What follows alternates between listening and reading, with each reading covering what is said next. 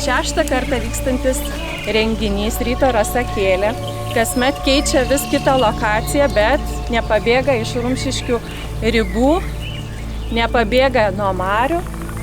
Tai šiemet esame dėkingi etnografijos muziejui, kad galėtumėm patirti šį nuostabų virsmą.